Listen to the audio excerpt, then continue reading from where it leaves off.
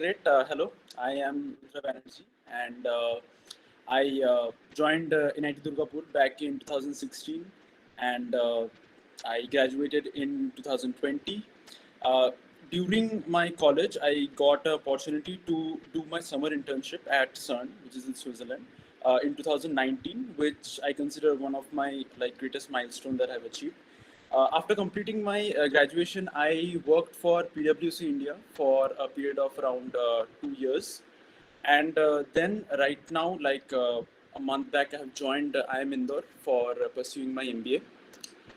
So yeah, that's a little introduction about me. And today, I'll be trying to guide you a little bit about how to go about preparing for your MBA entrance examinations for those who are interested and are aspirants and wish to apply. So yeah, we do have around 30 participants right now, excluding me, it's 28. So uh, I just want to, you can use the chat window and say how many of you guys are actually planning to do an MBA and prepare for CAT. So I get a little estimation about the crowd here. So you can just type in the chat window that you're an aspirant or not. Let's keep it a little interactive, and please feel free to use the chat section to ask questions, anything.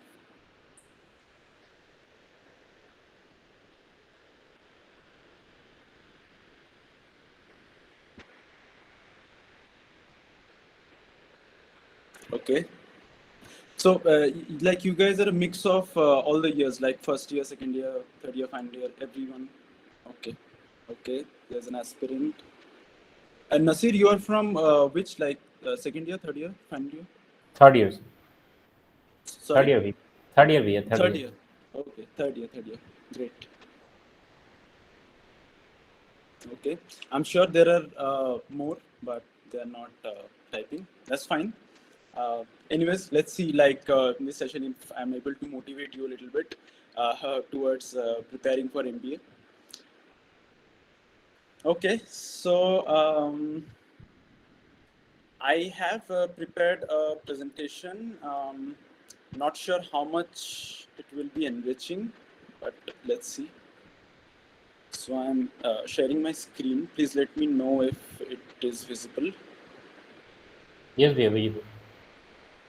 Okay, just a second.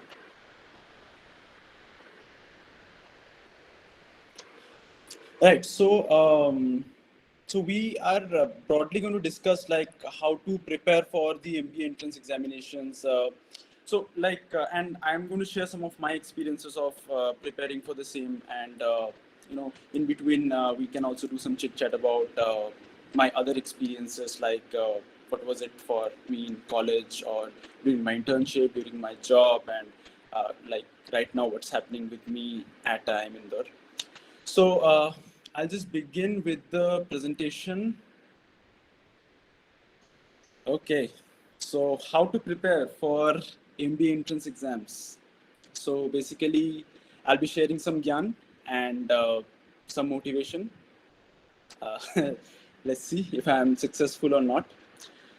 So I think I have introduced myself, but thoda flex karna banta hai, so I just put in all the logos. So yeah, I joined NIT back in 2016, then did my summers at CERN in 2019. I joined PwC India right after completing college in 2020, and after 2 years of working there, right now I am at IIM Indore. So yeah, enough flex. So, but one thing that I do want to grab your attention through this slide is that associating myself with these kind of brands have really helped me in my next phase. For example, uh, like the brand of an NIT and a summer intern at CERN helped me land a job in PwC. And then again, all these three cumulatively helped me land a seat in IIM Indore. So the takeaway here is that if you get an opportunity to work with big brands, please do so. it like not only boosts your resume, your profile, but also like gives you a wonderful learning opportunity to learn from the best in the business, best of the world. Right. So yeah, that is a little bit about my professional profile, and let's begin. So first of all, like before I say ki how you should prepare for your MBA examinations, I want to know like what's the motivation behind doing an MBA, right? So I go to the next slide, and I think on the back of the mind, I think these are some of the primary reasons why aspirants do want to pursue an MBA. Is there something on the chat window? Probably. Please share your experience at CERN. I'll do that. So what I'll do is let me just cover up this section about the preparation part, and then we can go into my experiences. Right? Is it fine? So that the flow is maintained here, and then we can take it up a little later. Thank you. Thank Yes, you so yeah, much. absolutely. Sure. Okay. So preparing for MBA, I think yeah. So money is obviously one of the biggest reasons why people do go for your MBA education. And rightly so, because like in the recent years we have seen a huge increase in the average placement offers that have been offered in the top B schools.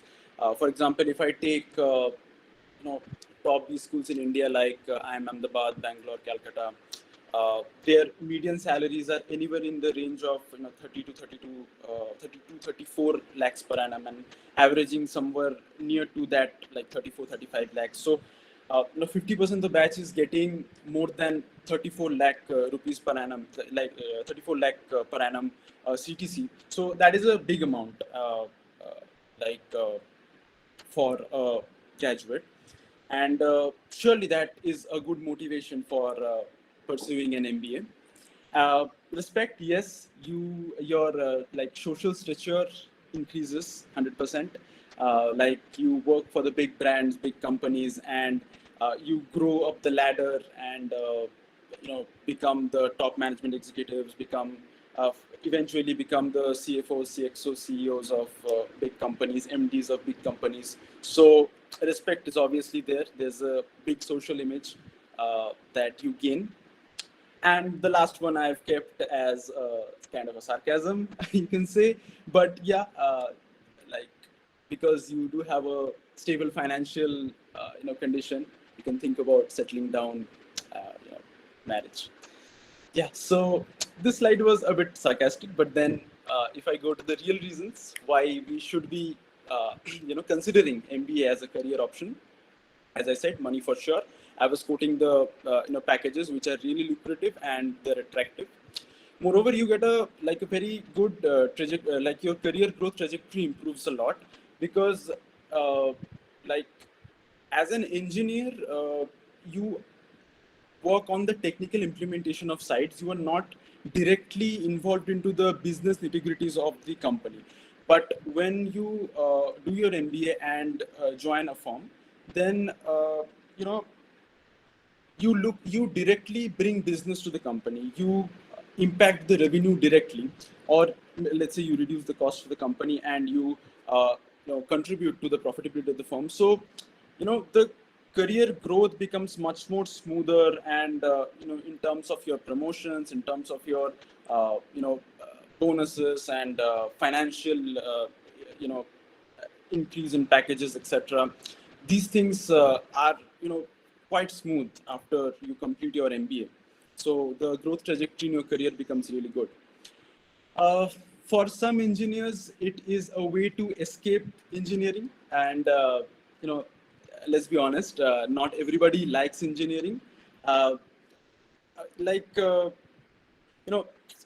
at the time when we take a decision that we'll do engineering, we really don't have that much clarity upon what we really like, what's our personality is like, and we take up that decision of doing engineering. But after 4 years, we probably might think that this is not my cup of tea. So MBA provides a opportunity to change your domain from the technical side of it to the business side of it, which is important for some people. Although if you're really passionate about engineering, so please continue in the engineering field, because we are in dire need of good engineers as well. So, but again, it's not everybody's cup of tea. So change of domain is a very important reason. Of course, I talked about this opportunity to work for big brands. And when I talk about big brands, we're talking about, the big tech companies like the Microsoft, Google, Facebook, Amazon, etc. We're talking about big FMCG firms like, HUL, then marketing firms like companies which take for marketing roles like, Samsung, Asian Paints, etc. We talk about big consulting firms like the Big Four. We talk about the Bain, McKinsey, BCG, all the top firms. Like you can work for them, and not only does it improves your profile, but also like it gives you a wonderful learning experience. And that is definitely a very good reason to pursue your MBA. And finally, I have listed down if you are interested to undertake some entrepreneurial ventures later in your life or even now, MBA would provide you a step in the right direction, right? So you'll get the necessary knowledge and the domain knowledge which is required for you to start and sustain a business in the long term successfully and profitably. Moreover, like if you do your MBA from a top B school, like in the country or outside the country, it gives you a very good credentials. And then when you try to, let's say, raise some money from the VCs or the angel investors, these credentials become very critical. They say that, okay, this guy is from a top B school, so I can trust him. Uh, Obviously, given that your business model is good, but then it is a step in the right direction if you want to start up as well. So yeah, these are the reasons that I could list from the back of my mind. There are multiple other reasons, and you can have your own reason as well. For me, it was like I did like engineering, but not to that much that I could keep on pursuing a career in engineering and grow up there. I did like my work at PwC as well. It was a wonderful learning experience for me. But then I realized that I was more of a kind of a business guy than a technical guy. So it will be better for me if I take this switch from a technical to a business side of things. So it can be your reason as well. So yeah, these are the reasons why you should be doing an MBA. Obviously, then the question comes that who are the people who should not do an MBA, right? So if you're a person who prefers a stable kind of a job, which is sometimes it becomes a kind of a repetitive kind of a thing, then probably MBA is not the right fit, because as an MBA graduate, you are expected to work in challenging projects where you have to think critically and you have to work proactively towards achieving a goal, and it won't be repetitive, it will be challenging. So the stability is something that you will not get initially, at least if you want to pursue an MBA and then do a job in the business world. So if you're that kind of a person, which is absolutely okay, if it is okay if you want to if you want a stable kind of a job or a repetitive kind of a job, but then you should reconsider if you are planning to do an MBA, right? A two very important skills which are required in your as a person to have if you want to pursue an MBA is that you have to have a critical and analytical mindset and a zeal for problem solving, right? Because you will be working for clients or for your company, and you have to solve the business problems that your company or your client is facing. So you have to have this problem solving kind of a mentality, a structured thinking mentality. Analytical mindset means that you have some kind of unstructured data or something in front of you, and you start making sense out of it through some processing in your head, right? So that is the analytical mindset that I'm talking about. Critical thinking, obviously. Sorry guys, just give me a minute, I'll be back.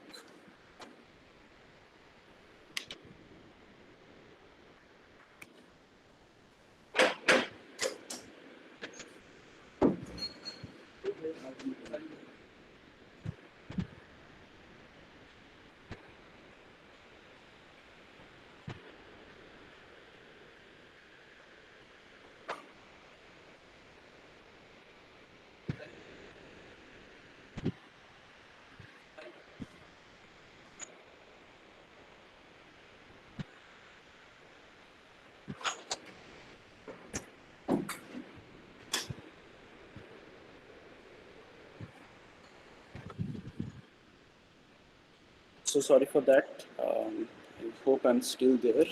Right. Okay. There's a question. Bhaiya, what do you exactly mean by stable here?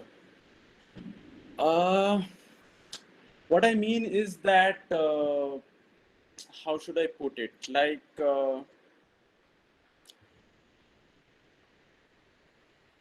you are not challenged as such too much. Like, the work that you do is something that, you keep on doing for a long period of time, and it doesn't seem challenging enough for you. Yeah, kind of a monotonous job, exactly. So, okay. So in course of the presentation, if I'm not able to see a question, I'll definitely take that later. Okay, so just please hold on. Right. So yeah, I was discussing that why you should not do an MBA. So as I was saying, that you should have an analytical mindset, critical mindset, and a zeal for problem solving. And also, like, if you're not ready to take up a 2-year rigorous course, then MBA is not for you. And believe me, like MBA, the 2 years of MBA is quite rigorous. At least, the first few terms where you have to adjust to a completely new environment, and understand this, that people from different academic backgrounds in their undergraduate come here. So I'm an engineer. There are other people from other disciplines like, arts, humanities, sciences, BCom, BBA, even doctors, right, who pursue an MBA. So there is this very short period of time and a huge learning curve that has to be covered, right? So the 2 years of MBA is quite rigorous academically, and also there are a lot of other things that you have to take care of. For example, you have to prepare for your summer internships, you have to do your resume building, you have to do certifications. If you are a part of some club or committee, you have the activities there. So it's you will be always on your toes in these 2 years. So if you're not ready to take up that rigorous course, then probably MBA is not for you. Okay. So now I have listed down that why you should be doing an MBA and why you should not be doing an MBA. So let's say that you decided that you want to do an MBA. So now comes the tale of the confused aspirant. Like, how should I go about it? How to start, right? So yeah, the tale of the confused aspirant. So he has many questions. He or she has many questions in his mind, like which exams to target, which colleges to target, should I gain some work experience, then join a B school, or should I join it fresh out of college? Should I do self-study or should I join a coaching? What study material should I use? And we all know that MBA, the fees of MBA is exorbitantly high. So what is the scenario with the education loans and stuff? So let us try to address all those things one by one. Okay, there's a question, I think.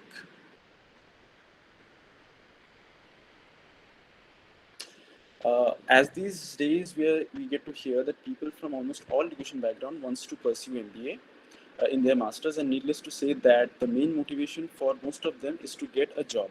So given these growing competition, what is the situation in the job market in India and abroad?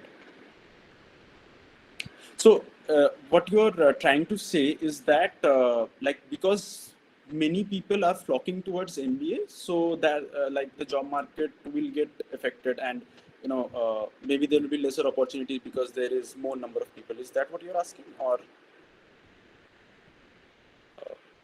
am I getting it wrong? Like, you can just unmute yourself and ask. Okay. So, see, the job market, it really depends on, like, it fluctuates from time to time, to be really honest. When COVID hit for the first time, then like everything went for a toss, and the economies also went for a toss. So did the markets. But then when the markets, jumped back, then we saw a huge spree in hiring, right? So, you know, almost all the B schools, like, obviously they were getting 100% placements anyways, but like, I'm talking about the top B schools.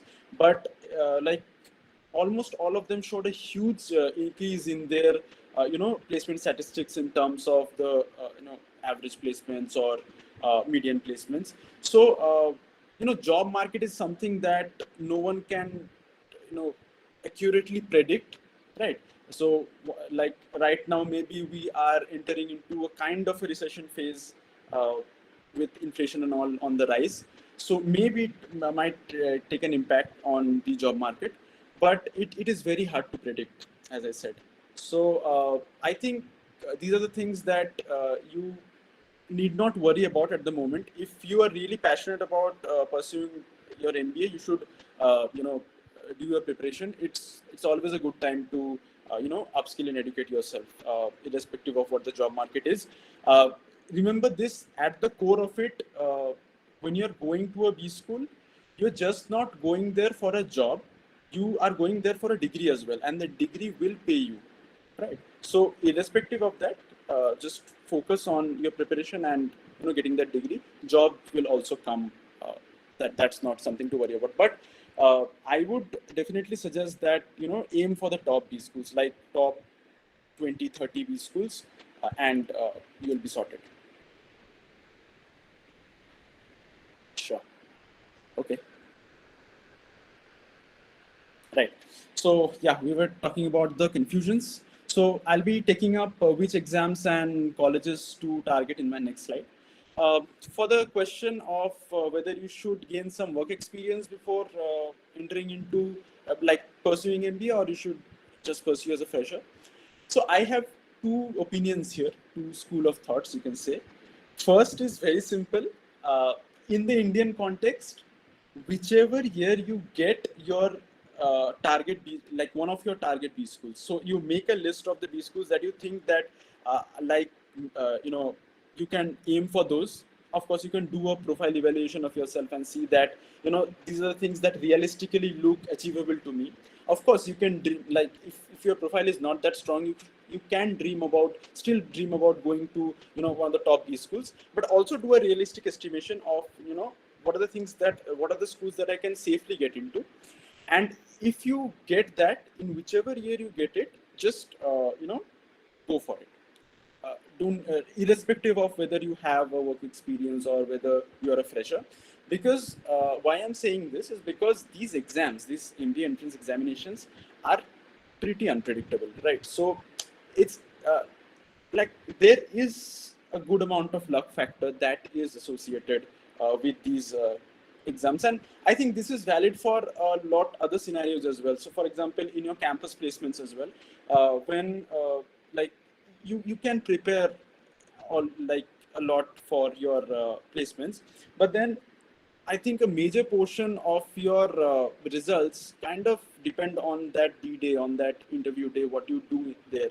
So it's very unpredictable. So that's why my suggestion is that in whichever year you get your dream B school, just take it, irrespective of your work experience or you being a fresher. That is the first opinion that I have. But then, if someone asks me, no, but still, if you can tell me that whether which one will be better, I would say that it's a little better to gain some work experience before you enter into a B school. Uh, See, there are two things to it. First of all, is that and by when I mean that you gain some experience, it's like 2 to 3 years is a good work experience, according to me. Don't go for a regular MBA after 4 years. Like you can go for executive courses after that, and this is like very generic. I'm saying it like case to case basis. It varies. Like there are people who are pursuing regular MBA even after like 5 years of work experience, and it's good if you get like a little, like at least more than a year of work experience. So anywhere in the range of 1 to 3 years is a good work experience before you enter into a B school.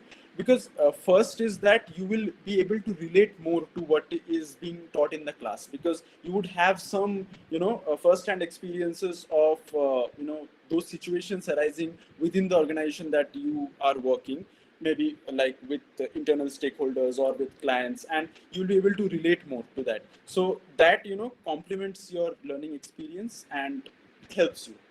obviously. And second is that companies which come for placement, not all, but a good chunk of companies who come for placements, they do prefer people who have some amount of work experience, right? Because like that gives them a confidence that this person knows like how basically organization works and what are the basic workplace etiquettes, and like they can save on a little training time for the basic things of an organization. And of course, like you have some you have developed some soft skills which might not be directly related to the job that you're applying for after MBA, but those soft skills you can carry forward. So yeah, work experience is preferred. But then if you're a fresher, you will have your own set of strengths, for example, the sales and marketing profiles, they prefer freshers. Generally, I'm saying, like this is a generic statement that I've made, because work people also get into marketing. But then because freshers do not have a preconceived notion, right? So they bring in fresh perspectives, creative perspectives, which is very much encouraged in the world of marketing, right? So in general, I would say a little bit of work ex helps. Right. Other than that, the other points are whether you should go for a self-study or coaching. See, you can prepare for CAT using self-study, right? People have done it, but then you have to be really determined that you remain self-motivated, because one thing with self-study is that people lose motivation and they lose track of their preparation, right? Contrast that with the coaching, your mentors or your teachers will always constantly push you, and like they will give that external kind of a motivation to like keep pushing you and help in your preparation. So if you're someone who's like confident that what, I can pull it off and I can do it, so you can go for self-study. Otherwise, I would suggest that you take coaching. I did take coaching, right? And like the reason why I did so, because I prepared for CAT along with my job. So like I had a full-time job at PwC and I prepared along with that.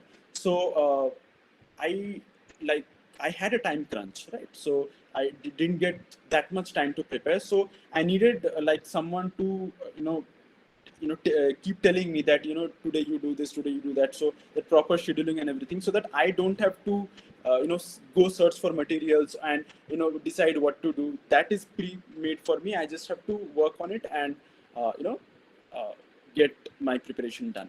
So yeah, coaching for me worked, and I think you guys can also consider coaching in case you have a time crunch, or whether if you're not sure that you can pull it off, right? But people have pulled it off using self-study as well, because CAT, unlike other exams like JEE or medicals or UPSC, is not that much they're not testing you on your what to say, like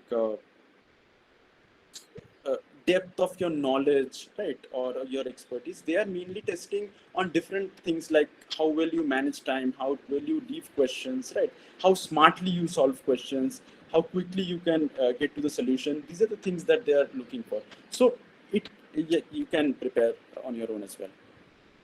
As for study materials, if you are if you have taken coaching, then just follow religiously what your coaching institute has to offer. So they will give all your assignments, study materials, test series, whatever. Just follow them. If you're on your own, I am sure there will be like tons of online resources where you can refer to. Obviously, you can refer to books of Arun Sharma, which is very popular. But just use your discretion there, do some research, and you will be good to go. As far as the loans is concerned, if you get into one of the top B schools, believe me, loan would not be any issue at all. Banks consider this as one of the safest loans that they can give if you crack into one of the top B schools, because they know they are like definitely going to pay it back in these stipulated times. So you'll get good deals with respect to the interest rates and all.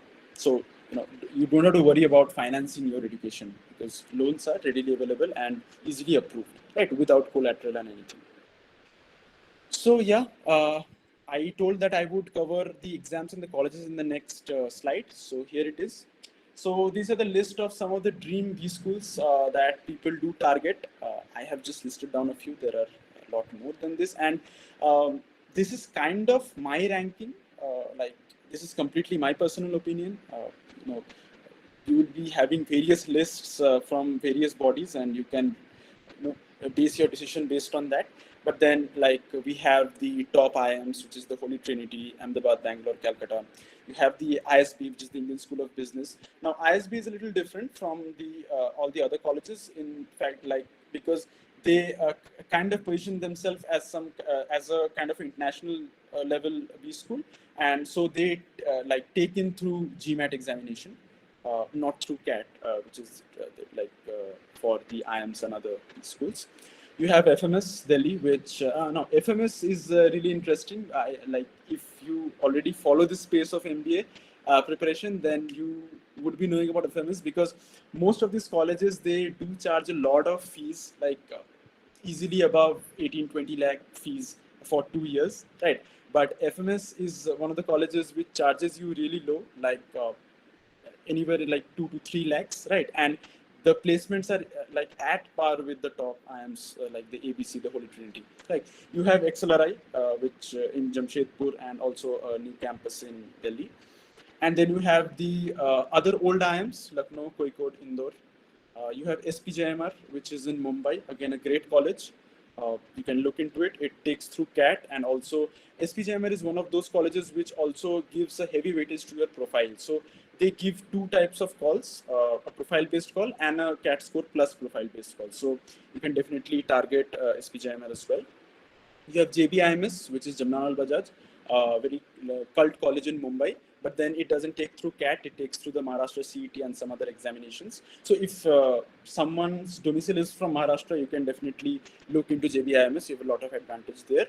IIFT, again, a lot of candidates do target that. And IIFT has a separate examination. I have listed it here. IIFT basically stands for Indian Institute of Foreign Trade. It has two campuses at Delhi and Kolkata. Delhi being the old and main campus. You have MDI Gurgaon, again like one of the top B schools. IIM Shillong. Well, it is kind of a new IIM, but it has grown tremendously over the previous years. So it has become one of the top destinations for pursuing your MBA. We also have a couple of IITs in this list. So IITs are not just known for engineering. The Shailesh J. Mehta School of Management at IIT Bombay is one of the top B schools that people prefer to go. Yeah, is there any question? Like somebody unmuted? Okay, let me continue. We have other niche kind of colleges like NITI and TIS. So NITI is known for operations, domain, and TIS is known for HR. Even XLRI is one of the top colleges in the entire continent in Asia. XLRI is considered as one of the top colleges for HR, and after that we have TIS. If you are really interested into human resource management. We have SIBM Pune now. Okay, so TIS has its own examination, TISNet. Okay, so that is a different exam. SIBM is one like the top college in the Symbiosis group. So Symbiosis Institute of Business Management, which is in Pune, and you have a separate exam for all the institutes of Symbiosis, as in SNAP, right, which is the aptitude test for the Symbiosis group of institutions. You have NMIMS, which is Narsi Monji Institute of Management Studies. That is also considered one of the top colleges in Mumbai, and you have a separate exam for that as well, Nmat. And you have IIT Delhi as well, greatly known for ops and analytics kind of profiles. So yeah, these are your dream, some of the top B schools. After that, you have all the other IIMs like Udaipur, Trichy, Raipur, etc., and some other colleges as well. So please do your research and see what are the colleges that you can be targeting and what are the exams that these colleges take. For example, the most common examinations for MBA aspirants are obviously CAT, which is required for admission into all the IIMs. The FMS takes through CAT. SPJMR gives weightage to CAT. MDI, again CAT. IITs, they look into CAT. NITI looks into CAT. that we have for XLRI and other institutes from the Xavier group. So you have XLRI, which is the top college. You have IIM Bhubaneswar, again a good college, and there are some other colleges as well which accept the ZAT score. It is kind of the second popular exam after CAT. You have IFT, as I told. IFT exam is mainly for the IFT college only, the two campuses for IFT. Nmat is the okay. So Nmat and Gmat are kind of like they follow a similar kind of a test pattern. It is a little different from the other examinations in the sense that it is an adaptive examination. So you can just look up what an adaptive exam is. Basically, like you are presented with one question and like you answer it. If you give the correct answer, then a little more difficult question than that question will follow. Then let's say you give a wrong answer, so the level of difficulty will decrease a little. So the test will adapt itself according to your responses. So this is something that Nmat and Gmat, these examinations follow an adaptive kind of a pattern. So that requires a little bit test taking on your part to get comfortable with that kind of test scenario. And you have SNAP for all the symbiosis colleges, TISNET for TIS. MyCat is again like for MICA, which is a niche college in marketing and advertisement. If you are interested into marketing and advertisement specifically, you can research on MICA, which is I think Mudra Institute of I'm not sure what it stands for, but yeah, MICA. And you have the GMAT examination. Of course, GMAT, as you know, it is for all the international B schools, right? So that is a separate topic itself. And frankly, I do not have that much expertise because I haven't prepared for GMAT. But then again, please do your research, and GMAT is a wonderful opportunity as well. PGDBA, not many people know about this examination, but there is this special course on business analytics, which is taught by 3 premier institutes in India, that is IIM Calcutta, IIT Kharagpur, and ISI Kolkata. So these 3 institutes together like conduct a 2-year course on business analytics. And to get into that, like there are very limited seats. Last year, I think it was like 60 seats. So you had to go through that PGDBA examination. But again, like the placements are at par with the top IIMs. And if you're really interested into business analytics, data analytics and stuff, so you can target PGDBA as well, right? So these are the Dream B schools and the exams that you can target. Okay, so now let's move on to your MBA preparation timeline. So what is the sequence of events that will happen for average MBA aspirant? So you decide to prepare for your MBA. Then you start covering the topics or the syllabus, so as to say. But syllabus is a very vague term. There are some defined topics as far as your mathematics section is concerned, but then the other 2 sections, there is no defined like scope or syllabus, so to say. So you have to keep on, increasing your width of coverage. So you do that either through self-study or through coaching. Then you start taking mocks, which is sectional and full-length mocks. Mocks is obviously the most important part of your CAT preparation because it accustomizes you with the test environment and how you should go about attempting the paper, right? This is not like when you take out one question isolatedly and you solve it, it's a different scenario. But then if the whole paper comes in front of you, how you attempt it, that is a different scenario, and that is where mocks come in, right? So after, of course, you have done a considerable portion of your topics and syllabus coverage, you can start taking the mocks.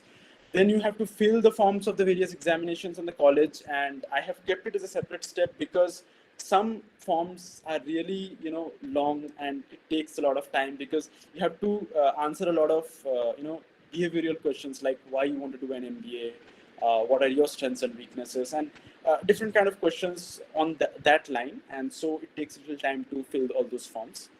Of course, you continue with your mocks and preparations. And then, the D-Day arrives for all your examinations. After that, the results are declared. And after the results are declared in, let's say, 2-3 weeks time, your interview shortlists start coming. So like after the results, you would have a fair amount of idea that where you stand and what kind of colleges you can get a call from. So the shortlists will start coming as well. then you would maybe like before that or after that, you start with your GD and PI preparation. That is your group discussion, personal interview, written assessment tests, whatever is like, it will vary from college to college, but you start the preparation for the interviews. Then the interviews happen, and finally, like, you get selected. So that is typically the timeline of your MBA preparation.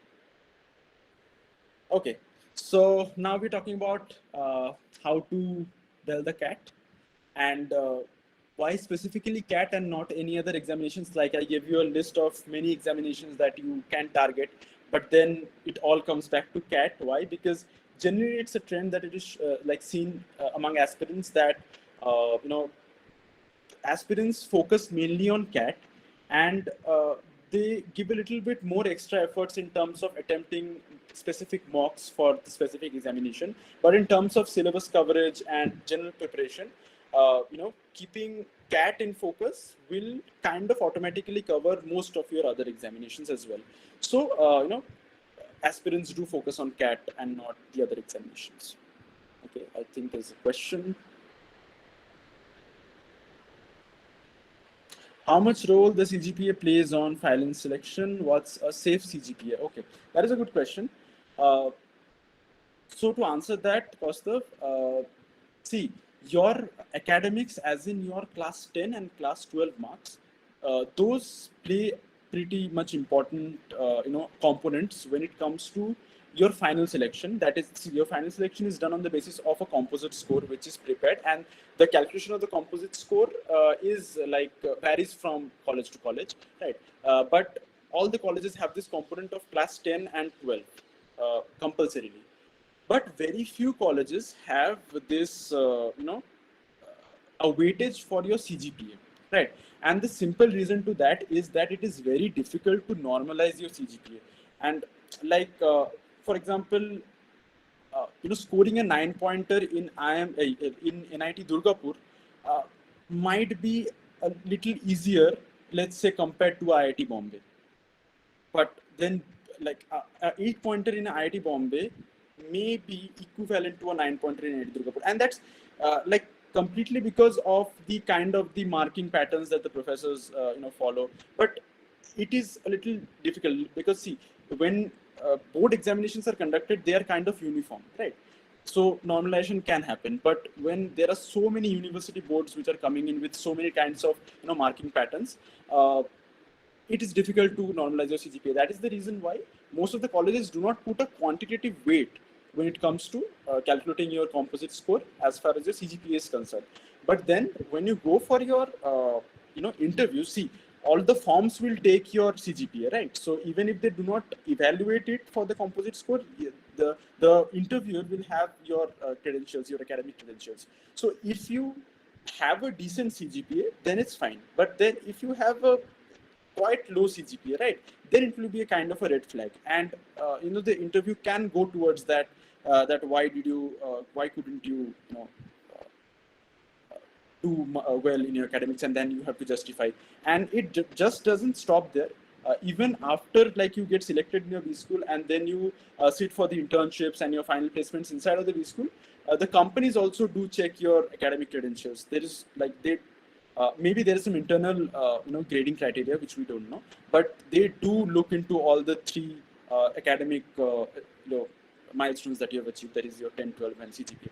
So to answer your question, I don't know if there is a quantitative weight that is put in for, you know, your selection as far as the CGPA is concerned, but it is always good and advisable and recommendable to have a good CGPA. And there is no concept of safe CGPA. You should have a decent enough CGPA, I would say. Not very low. If you have a high CGPA, then it's fine. Congrats. Does it answer your question? I've been really, you know, dragging it a bit. Sorry for that. Okay. So we were discussing how to bell the cat. As I said, the cat, you know, cat preparation takes care of all the remaining examinations. So if you are following the space of the preparation, you will be knowing that cat has 3 sections primarily: the VRC, DIR, and QA, which is the verbal ability and reading comprehension section, the English part of it; the DILR, which is data interpretation and logical reasoning; and QA is your quantitative aptitude. which is basically the mathematics part. So diving into specific sections, BRC, which is the English part, generally it is seen, not all again, that it is not a strong area for engineers, because we as engineers, we are programmed to deal with numbers more so than interpreting a piece of literature, right? Critically analyzing what author means to say. We are not trained in our engineering much on that. So it is generally not a strong area for engineers. So it is always advisable to get into the habit of reading. And this is a very generic advice. See, in this world of mobiles and smartphones and digital media, it's like our attention spans are also decreasing, right? So reading a book requires a lot of patience. Reading an article requires a lot of patience. So it is always good if you, even if you're not a MBA aspirant, you are just anyone, you can still get into the habit of reading. And specifically for MBA aspirants, I think like getting into the reading of habit, reading especially like business articles or articles which make you a little uncomfortable while reading. For example, psychology articles, sociology articles, anthropology articles, something which is not your forte, like not a science journal, which you will find easy, but a kind of a psychology piece, which you will find difficult. You can, start practicing those. That will be really helpful. Also, practice critical reasoning. As I said, like critical reasoning is one of the important skills that CAT looks into and also the corporate world looks into. In fact, like in our first semester, in our first term at IIM Indore, we have a subject called critical thinking skills. And today afternoon, we had a test on that. So it's quite important. Right. So yeah, practice critical reasoning. In critical reasoning, there is a whole lot of category of critical reasoning questions, and I'll tell you a resource from where I practiced was I think Gmat Club. So they provide critical reasoning materials for the Gmat examination, but those are like a good point to start for even your CAT examinations, because if you are able to crack those, then you can easily crack the questions in your VRC in CAT. Like you will not get directly critical reasoning questions as such in your VRC section, but when you are reading through reading comprehension, so the questions that you will get in the in those passages, those will, you have to critically analyze those things. Like there will be inference questions, assumption questions, conclusion questions, anything related to the critical reasoning space. And so they won't be direct questions like they won't say ki one fact that is stated in the passage, just ask that. Nothing like that, right? So you have to use your brains. Apart from that, practice elimination of options. In VRC, the 4 options will all look very, very viable options. So rather than selecting the right options, try to eliminate the wrong options. That is one of the advice that I will give you for the VRC section. For the DILR section, many aspirants consider this to be the toughest, section. For me, it was the same as well. I really I gave CAT twice actually. So I gave CAT first in 2020, but that I didn't prepare anything. Just gave it for gauging where I stand and all, so that I could give it again next year. But then I performed pathetically in DILR in the first attempt that I gave, and that really opened my eyes that I need to focus more on this section. It is tough, and with years passing on, the difficulty level seems to be a little on the rise only. And the reason is because this is one of those sections where all kinds of peoples, engineer, non-engineers coming from different domains, will be standing at a similar point. So for example, engineers will have a strength towards the QA section. Let's say an art student will have a little grasp more over the VRC section. So there will be a little, unfairness, so to say. So to balance that out, DILR section is there, which is kind of equal for all disciplines. Right? Everybody has to apply their head in the same way and crack the sets. So for DILR, you practice a wide variety of sets.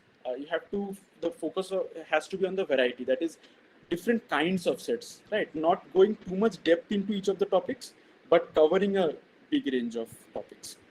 Right. Also give time to sets. When I started my preparation, it used to take, some sets used to take 40 minutes to 1 hour, right? But still just be with it, right? Because you have to end it. So be patient with your sets and give time to sets. It's okay initially to give more time.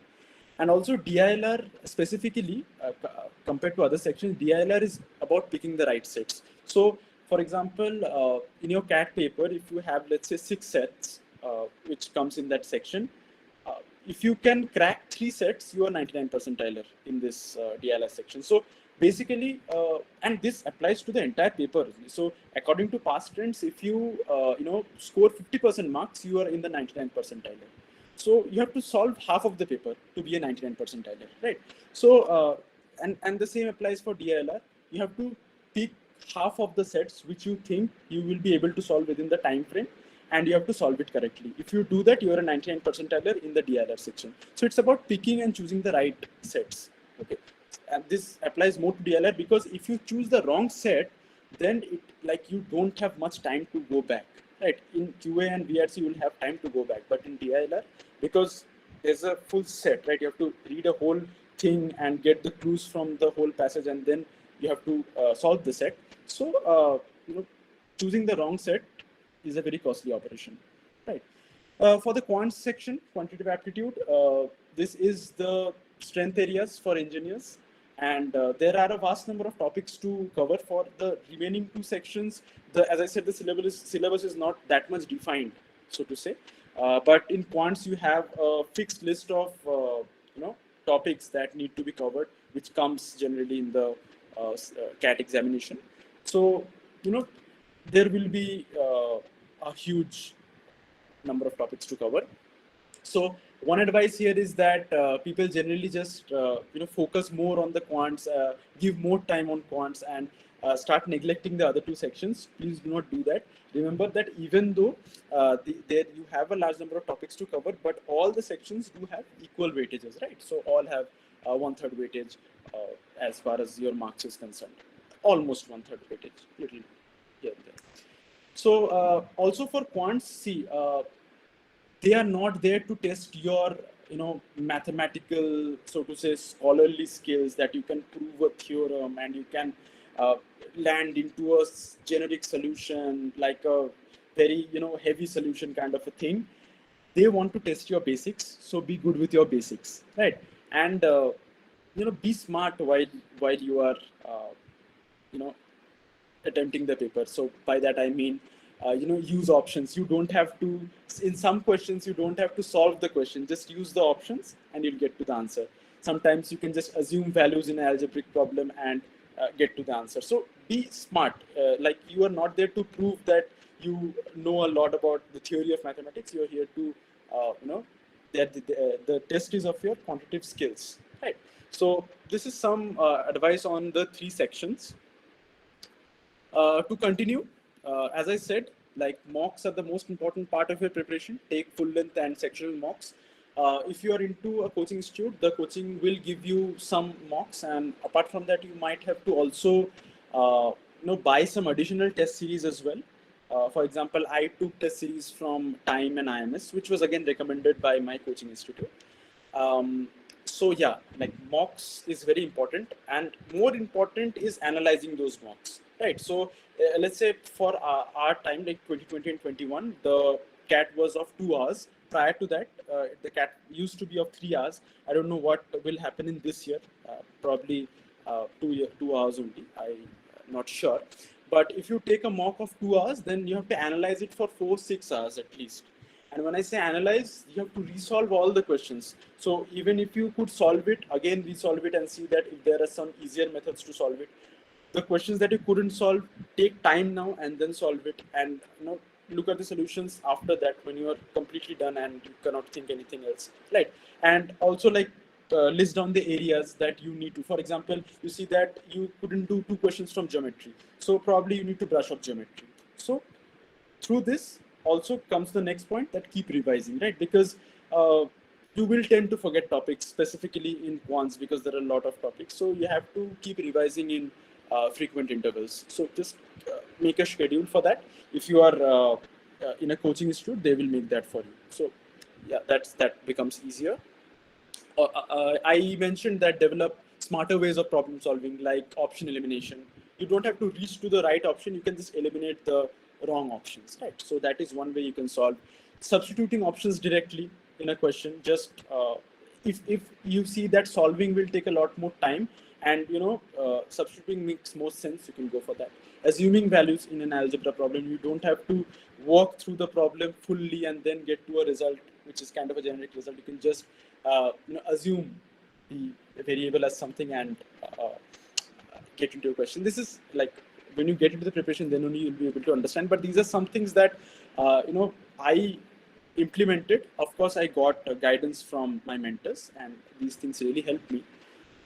Of course, learn to leave questions. As I said, 50% as per past trends, if you attempt 50% of the paper, you are in the 99th percentile, but 50% correctly, of course. So if you score 50% marks, you are in the 99th percentile. So it's all about picking the right questions and solving them, and not wasting too much time on the difficult questions. There will be difficult questions which are meant to be left. So you have to be prudent enough to leave those questions, right? And for the quant sections specifically, you can do a strategy of solving in rounds. For example, in round one, you only solve those problems which are like absolutely basic and absolutely easy for you to solve. In the second round, you solve those questions which like it will take time, but you will be able to solve this question. That will be in round two. If you get some more time, then you attempt a little difficult questions which will require a little more thinking from your part. So this solving in rounds is also a very good strategy in some cases. Also, through your mocks, form a test-taking strategy, and continue it with various in a number of mocks, and try to finalize. So, formulate a strategy, like whatever works for you. All these advices, please take it with a pinch of salt.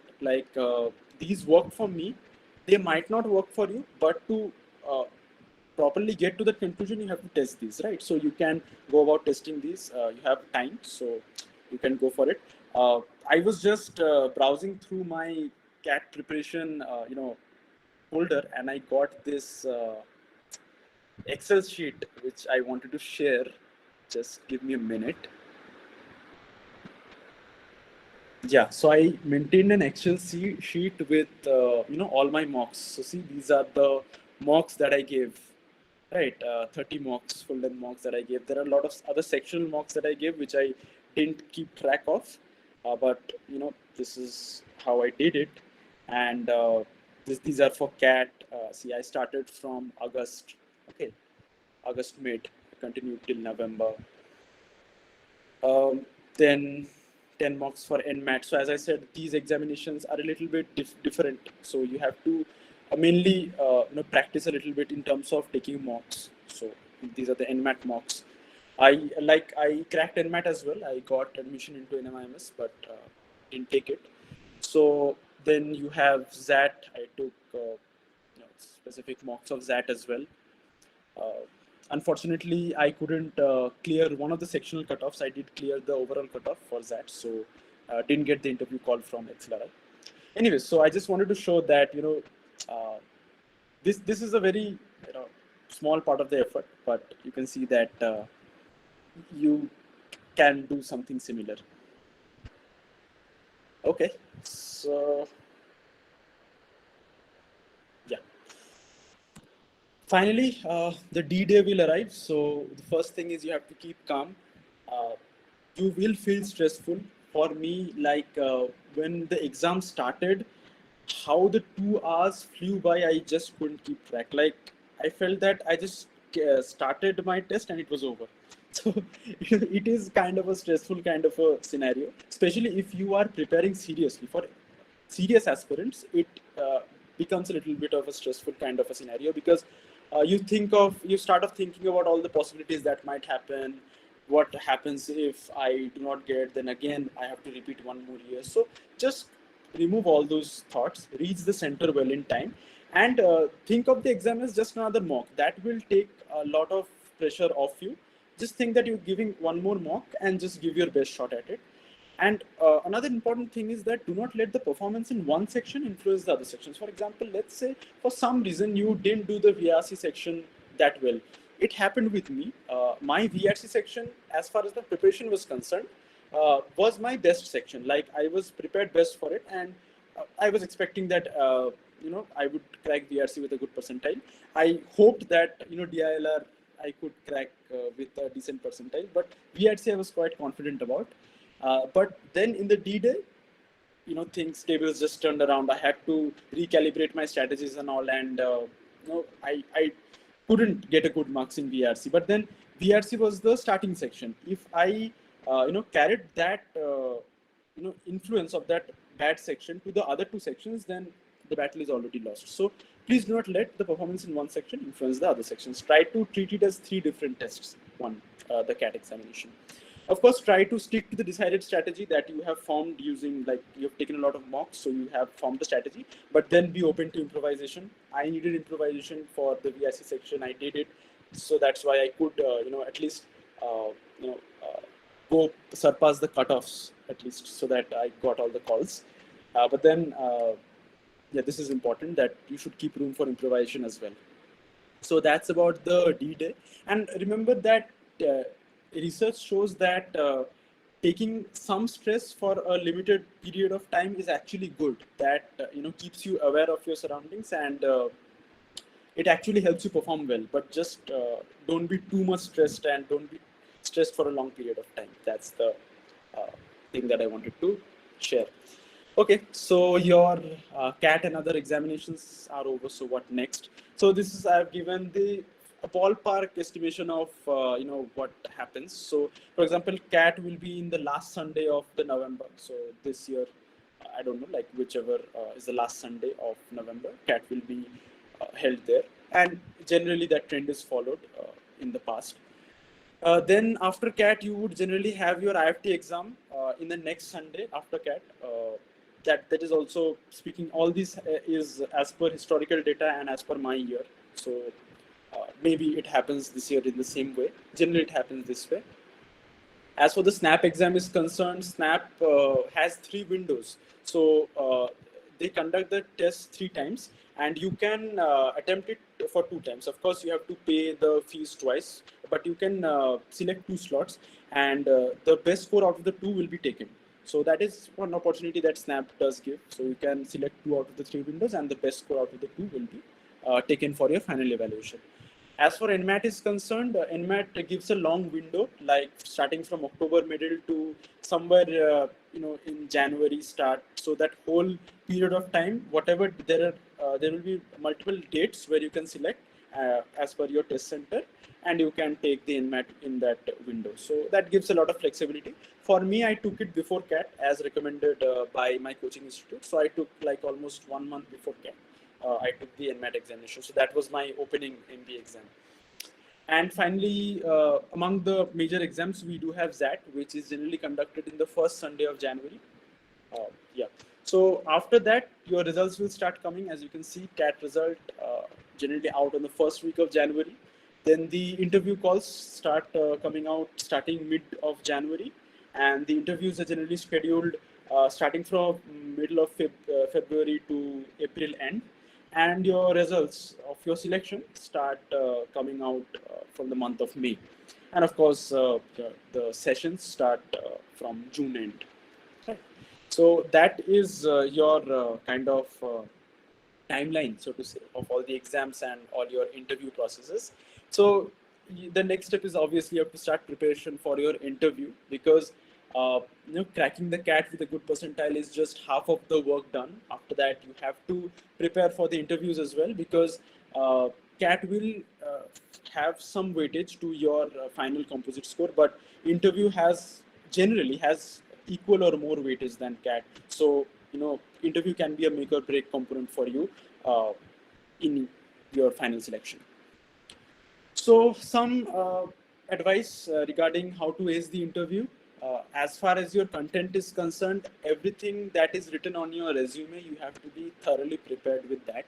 So resume as in whatever you've done in your academics, in your internships. If you have work experience, then that becomes really important. What have you done in your work experience? Get all those things sorted, like what you're going to say to specific questions. You'll have a list of all those, basic behavioral questions as well, like why you want to do an MBA, what are your strengths and weaknesses, tell me something about yourself. These are very popular questions that are asked in almost all interviews. So be prepared with all these kind of questions, and of course everything that you've written on your resume. Apart from that, do follow current affairs, because some colleges do like to grill you on current affairs. Specifically, they won't probably won't ask for facts and figures that much, but they would be more concerned about how does it impact the business world. So, for example, when I was preparing for the interview, the hot topic was the Russia-Ukraine war, right? So, so how does it affect India, or how does it affect the world economy or the world of business?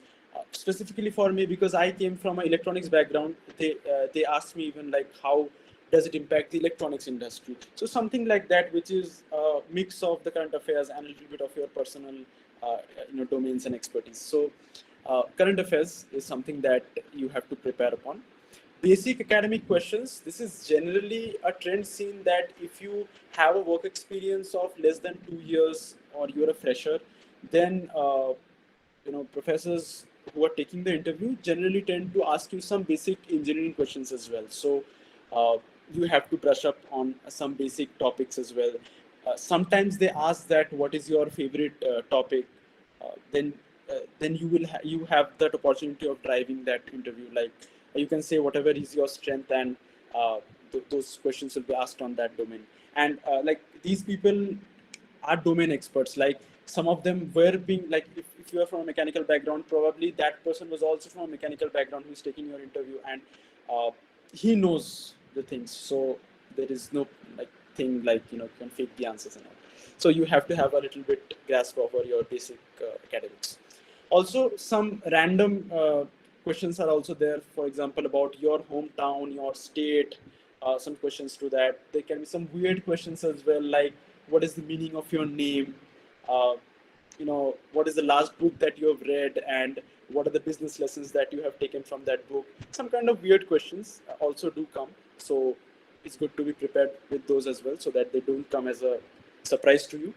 As a part of the soft skills, I think they majorly look into your confidence, the way you speak, the way you defend your points, right? You have to have a very confident, you know, presentation, and also clear articulation of thoughts. Like there's, you cannot beat around the bush, right? You have to be very structured and clear about what you're thinking, and you have to be able to make the interviewer understand what you're thinking. So there are people who are really genius and they think really well, but they cannot clearly articulate their thoughts. Maybe it's a maybe it's a problem with the language, or maybe it's a problem with words not coming at the right time. But this is something that you do have to work on if you want to ace the interviews. And one more important aspect that I want to highlight is that forming balanced views. As in, there will be questions where you will be asked about your opinions on something.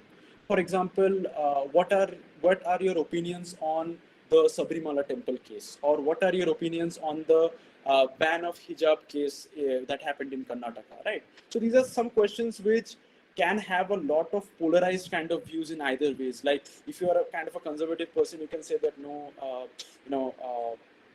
schools have the right to ban all these things, like religious things in schools. But if you're someone who is kind of liberal in your thoughts, you can see that no, everyone has right to expression and right to religion. So it was perfectly fine for like it was not okay to ban that kind of stuff. But generally what interviewers do prefer is that if you are somewhere in the middle of the spectrum, that is, you can analyze both sides of the equation, and you yourself are somewhere positioned in the middle, that something of that, something of this, and you form a balanced opinion. So that is something that is really look forward to when asked about opinions. So that is another thing. Okay, so I think this is the final slide. Bonus tips. This is the part where I give a little bit of gyan, so to say. So I'm not a big fan of the word motivation, because motivation primarily means it is a little short term, because you can be motivated for a day, a week, a month at max, but then it fades away. I think that the key to uh, cracking these examinations or anything like achieving success in life lies in discipline. So, start forming good habits, right? Just start forming habits, start doing things, consistently, right? That brings me to the next point, that time management is the key. So, uh, you know, of course, you will be preparing with your college, some will be preparing with their jobs. So, uh, time management is the key, right? And believe me, you will get time. The problem is that most of people do not have control over their time. So, like one notification comes in the mobile phone, and 2 hours are just gone in a like hurry. So, you know, we really don't have too much control over our time. So that is something that you have to master as a part of this MBA preparation, because this lays the groundwork for what is coming after this. See, right now I'm sitting inside top B school in the country, and I like discipline and time management has become our mantra for survival here, right? Because there are a lot of things that we have to balance parallelly, like you guys will be also doing, preparing for examinations and your college as well. So this is something that will you have to do it for the rest of your professional life. So it's good that you get into the habit of this and start enjoying the process, right? No procrastination, don't leave things for tomorrow. Whatever you can, do it today. Don't think that when I get like a 3-4 hour slot, then I'll sit and study. You get 10 minutes, solve a problem. You get 30 minutes, solve a DILR set. Just uh, try to utilize your time to the maximum, because if you push yourself for a year or 6-7 months for in the preparation phase, uh, it will really pay you off. If you can crack into a top B school, that brand will remain with you for the rest of your life. So uh, please take it seriously and be consistent with it. Cat does not demand too much time resources from you, like exams like JEE or a UPSC. They require a lot of time and dedicated efforts, but CAT can be managed with all other things that you have. And of course, I have also pointed out that it's okay to relax and chill as well, of course, because your brain cannot function if you just keep on studying. So it's okay to relax, but just keep a track of your time, right? If you're uh, hanging out with your friends or watching Netflix, just make sure that you do it for the time that you have stipulated for that, an hour, maybe a 30 minutes. So just be control over your leisure time as well. Take control of your leisure time as well, right? And the final point that I have mentioned is do your own SWOT analysis. This is something that MBA graduates use a lot. This is a business jargon. Um, do your SWOT analysis and make a strategy accordingly. Some of you might be knowing what a SWOT analysis is. If you don't know, this is something that I would like you to do after when you get time. So basically, it's you create kind of a grid where you list down all your strengths, weaknesses, opportunities, and threats, right? So you list down all these things, and from that you analyze and understand that, okay, if I have to achieve this, this is what I am right now through my SWOT analysis, and what strategy will help me to reach to from point A to point B, right? So this helped me, and I think it should help you as well. So I think that will be it for this MBA preparation, guidance. Thank you, and yeah, like please feel free to connect and reach out on all the social media handles that I do have: Facebook, Instagram, LinkedIn, other sources. If you are able to manage, please feel free to do so. And I think now we can take up question and answers. Thank you so much for Yes. listening so patiently. Did I overshoot the time? Oh, I did overshoot the time by a lot. I'm so sorry. We were enjoying it. Okay, so I'm stopping the presentation, and yes, you can ask questions regarding this and also regarding anything else, some fun chit chat, anything else. I think we had one question. So let me just, okay. From which year in engineering college should we start preparation for MBA? See, you are allowed to write CAT from your final year. Okay, so if you're in a final year of your undergraduate studies, you will be able to write CAT.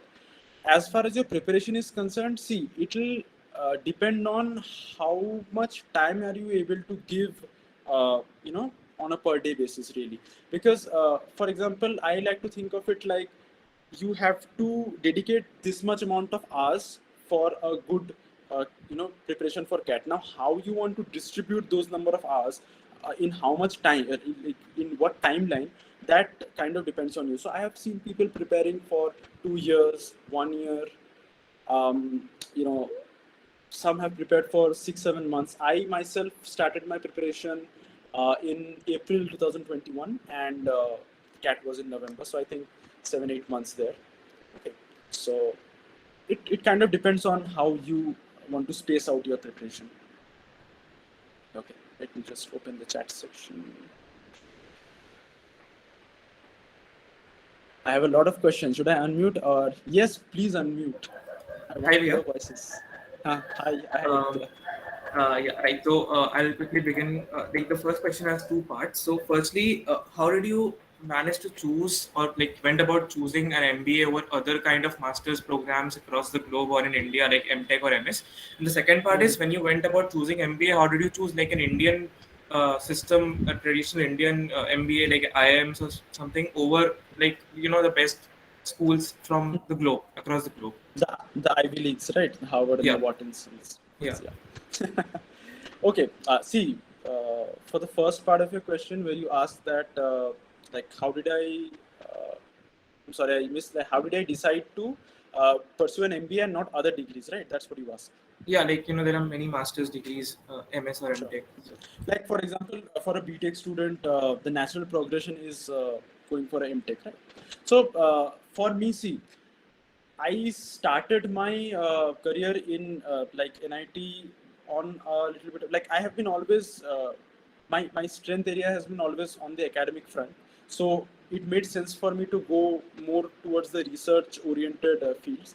But then, like, I don't know, I just had a feeling that I'm more suited for the corporate world, because like, how to say, I didn't have a solid reason back then, but it was just kind of a gut feeling that I want some corporate exposure. That's why even after doing a research internship from CERN, I decided to not go into the field of research, but join a company and gain some corporate exposure. Um See, I am a kind of a person who likes to remain a bit confused, to be really honest. Like, I don't prefer to have solid answers every time to all my things in life.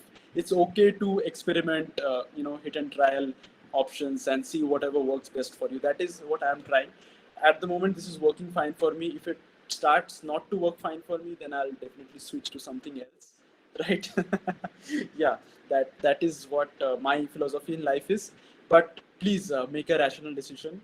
uh, if you are adventurous like me, then you can do whatever you can. And see, as for MBA, I think I like I have this kind of a knack towards businesses, right? So, whenever there is some discussion regarding some business jargons, and I used to see, my managers at PwC, consulting with clients and presenting business solutions. That really excited me, and I felt that that is something that if I go towards that, that will align with my interest areas. So that is why I think I chose MBA over other technical degrees like MTech or research degrees. Apart from that, if you ask like why, just a second, I'll take that. If you ask why did I choose India over abroad, I think, see, uh, if we talk about the Ivy League colleges, to be really honest, they take in the best of the worlds and they turn them into the best, right? So uh, you have to do a realistic analysis here. I'm not saying that I couldn't have got into this, but it would have been a really, really challenging journey for me, and probably more time consuming as well. Apart from that, abroad generally, the colleges don't give an MBA degree to people with work experience less than 3 years on a ballpark number, right? So if you want to pursue a career in management as a fresher or as someone with a work experience of less than 3 years, then they generally give a degree of masters in management, not MBA. The abroad colleges, okay. So if I had to go abroad, then I had to work for minimum 3 years and then uh, you know uh, go for an MBA, prepare for the GMAT. That would have been a different journey. But then I felt that it's more worth it to do my MBA here. Many people, what they do is that they do their MBA here in India first, and then they do a second MBA in some good college outside, like London Business School or the Harvard or the Whartons, etc. So that is also something that probably, if I think that will help in my career progression, that I'll do. At the moment, I think an Indian MBA should be good enough. Does that answer your question, Aditya? And have you anything else? Yeah, we have a lot. Maybe you can answer them after Kaustub's question. Also, like you can take it up offline as well. Like you can just ping me personally on any of these things, and we can have a chat there as well, right? Because we have a little time crunch here right now. Okay. So Kaustub's question is: did you prepare alongside your job? How much time did you allot for it every day outside coaching? Right. So yes, I did prepare it alongside my job. As I said, I gave CAT in 2021, which was the time I was also working in PwC.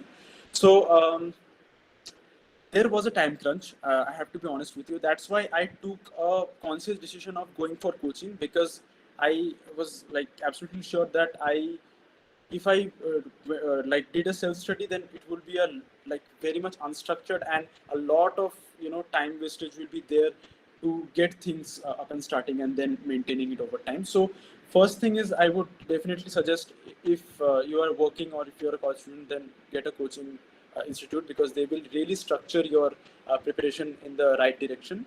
Apart from that, so I had my job at like starting at around 9:30 to the official ending time was around 6:30, but then it definitely got extended almost all days. So can safely assume up until 8:30 in the evening. So the classes used to be held from 10 to 12 in the night, right? So that was one thing that they gave a really flexible option from our coaching, because many people are working professionals, and that is the time, that 10 to 12 in the night slot would have worked for them. So that worked for me as well. So what I did was, those 2 hours I did the like learning from coaching. Generally, I tried to crunch one more hour before that, like between ending of the day for the job and that coaching lessons. For me, I am typically a early riser, and I like early to bed, early to rise kind of a person, which is not very typical in the engineering world. I know it. So many of you are night owls. So just see that whichever biological clock you belong to, you can utilize that. Maybe you can stretch it after your coaching 2 hours. What I used to do was, I used to wake up a little early, let's say at around 6:30, and from 7 to 9 I used to get 2 more hours of preparation. So probably 2 to 3 hours of self preparation in the weekdays, and 2 hours of coaching for weekdays.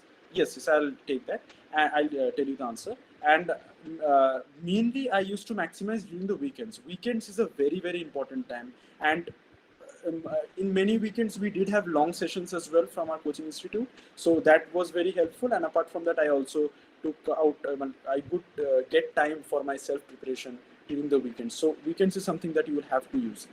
As far as my coaching institute is concerned, I was a part of an institute called Elites Grid.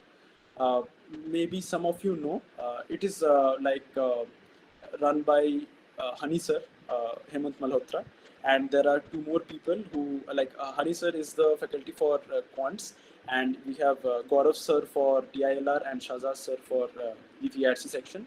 I just type out the name if somebody missed it. And I would definitely recommend this institute because if I had to tell honestly, 100% of my achievement in the MBA entrance examinations I owe to these guys. They they didn't keep any stones unturned as far as their efforts as mentors are concerned. They gave in their 200%, and at times we were ashamed that why couldn't we push ourselves when these guys are pushing themselves year after year, as coaching mentors. So definitely I would recommend, if you want to take a coaching, you can take from them. Of course, do your own analysis as well. There are some big names as well, like Career Launcher, IMS, Time. So if you want to be associated with the big names, that is also fine, but just do analysis on your part. Does that answer your question? Is it okay? Vastav? Okay. Did we have any question that I missed?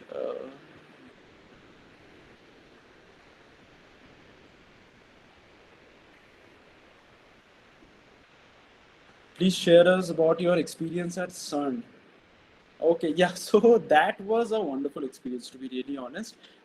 If you don't know, I'm just giving a little context. So IIT Durgapur had, I don't know right now if it has or not, but back in our time, it used to have this kind of a MOU with CERN, which is, like many of you would be knowing, it is the European Nuclear Research Organization, which obviously came into news back in 2012 for the God's particle discovery, if you know the Higgs boson.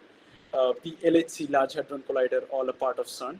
So NIT Durgapur has this collaboration with CERN, where in the third year, after completing third year, when there is this mandatory summer internship that students do need to complete as a part of the coursework, 4 students are selected among interested applicants, and they are sent to the internship at CERN with good stipends as well, which is paid by the institute.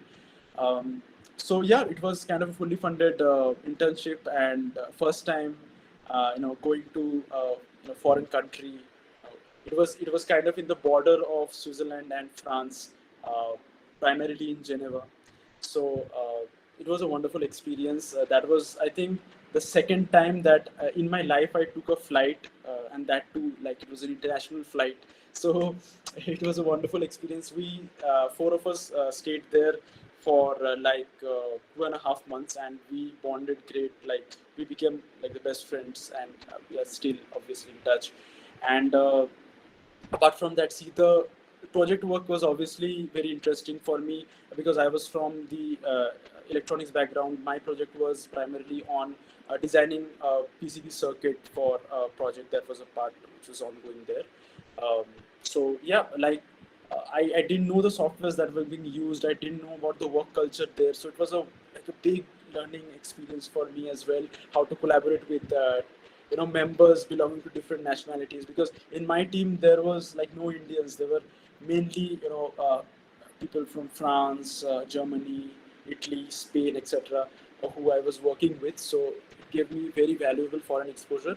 Apart from the project work, we used to handle all our personal work as well, starting from cooking, washing our clothes, and everything that you can think of.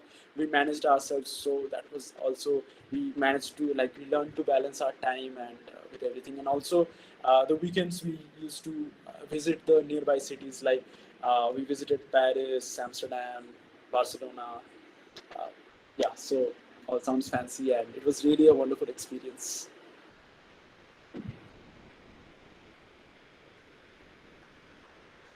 Yeah. So we have another question from Aditya Mitra.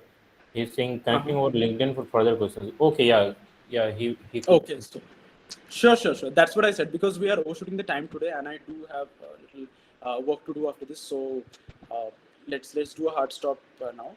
And anyone, please feel free to connect with me over any source. Like, I'm on FB, Insta, LinkedIn. If you get my WhatsApp number, you can do it there. You can connect with me there as well. So yeah, if we don't have any more questions, I think we can wrap it up. Yes, yeah. So now we are concluding this session, and really this was a great session because you have given a detailed presentation of everything, including your journey and what should be our approach to all those things. So it was really great, and we are very thankful for that. And also, you accepted our invitation to come to our this SAI. Hey, So thanks. I want to extend my gratitude to you guys, the Student Alumni Interaction Cell of NIT Durgapur. Like, when I first got this invitation, I felt like, मैं इतना क्या achieve कर लिया यार मेरे को यहाँ पे बुला रहे to motivate people. So that was very exciting for me as well. So thank you, Costa.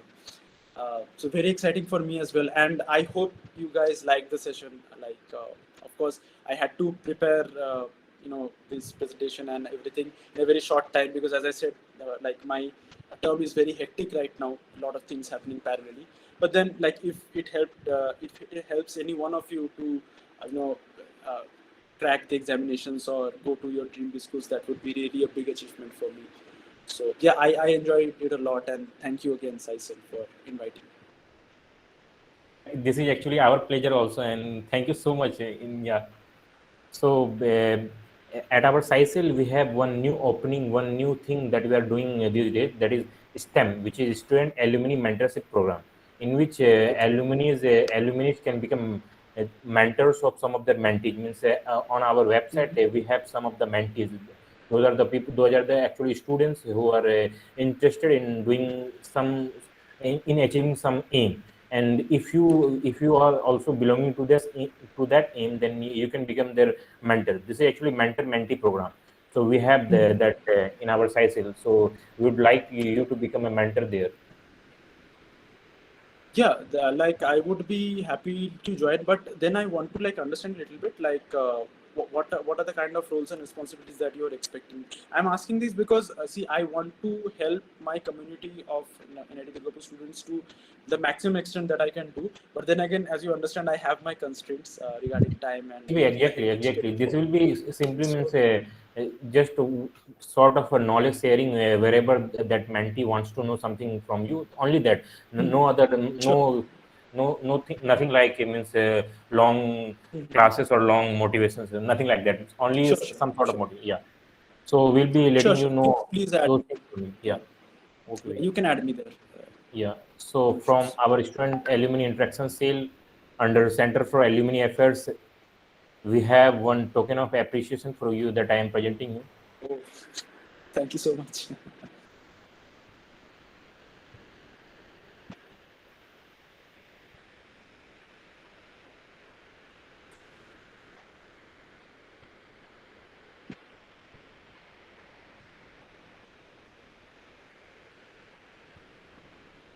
Is it visible? Not yet for me. Like, are you sharing your screen or? Yeah, I have shared. Is it visible now? No, not visible. Is it visible now? Yeah, I think it is loading. Yes. Yes, this is a token of appreciation from our SciCell. Please accept. Thank you so much. Please send it over to me. Yes, definitely. Yes, yeah. And this is also our request. Whenever you visit college, please do come to college, and we'll be handling this in hard format to you. Sure. And like I've been following your LinkedIn for the last few days when I was approached, and like you guys are doing a really great job as far as connecting these sessions with alumni and with like other very important alumni who have achieved a lot in their life. So like I think this is a great platform for students to interact and get motivated, get information on relevant things. So really good job. Commendable. Yes, Bhaiya. Thank you so much. So yeah, thank you so much, Bhaiya, for coming here, and we wish you all the best for your future, and we wish for more learning opportunities from you. Thank you. Sure, and all the best